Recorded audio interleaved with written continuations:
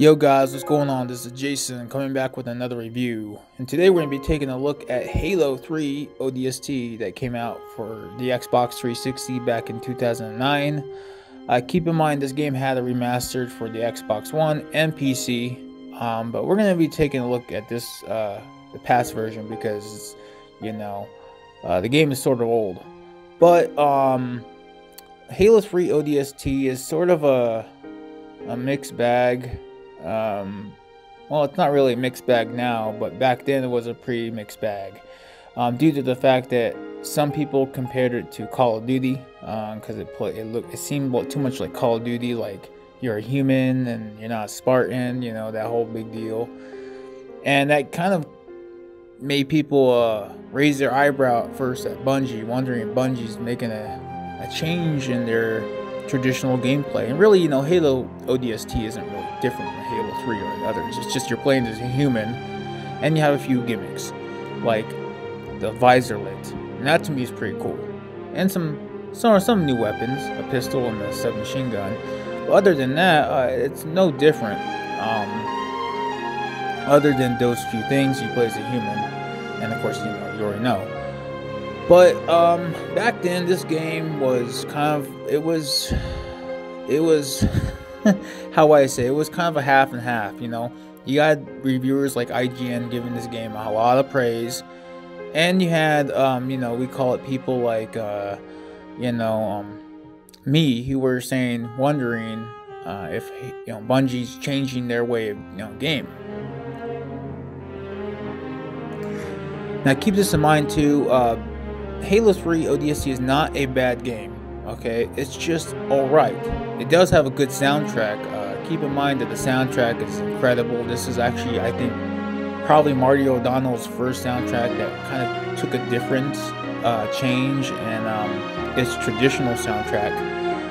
Always keep in mind too that there's a few hints of Oni, of Bungie's forgotten game called Oni, with the sound, because Oni had the same soundtrack as Halo 3 ODST, so that's something cool to talk about and mention. A little Easter egg for you guys who don't know what Oni is. Oni was one of Bungie's forgotten titles that is sort of not that great, but sort of worth looking into. But the soundtrack in that game was, somewhat inspired. There's a few pieces of that soundtrack in that game that are in ODST. So if you guys want to check that out, you can check out my channel. I have a list of music for Oni. But anyways, the story of Halo 3 ODST revolves around a team that has to go to New Mombasa to uncover a item of high importance. Okay, and they're led by this chick. Apparently has a lot of knowledge. She's an Oni agent. And apparently, let's just say that the first drop goes to hell. everyone gets scattered, and the whole theme of the game is the team has to find a way to, gather, get together to get off the planet. It's pretty much, you go on the planet, you crash, and only to, form your team again so you can get the fuck off this planet. But there's a more bigger story to it. The fact that this thing that Oni needs is an alien species that you'll come across in New Mombasa that are very, actually go self-destruct, go boom. That actually this specific alien that Oni has knowledge of the Covenant and how to bring down the Covenant. That's the reason why it's so important.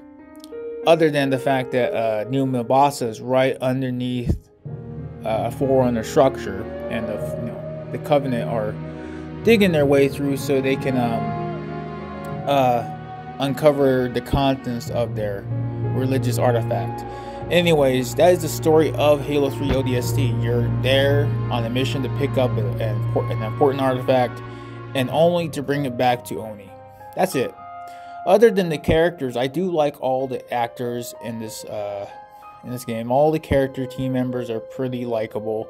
You even have the guy from, what's it called, Serenity and Firefly. I forgot his name, but he's a guy who played in the TV show. He also played in Angel and Buffy the Vampire Slayer, so that's pretty cool.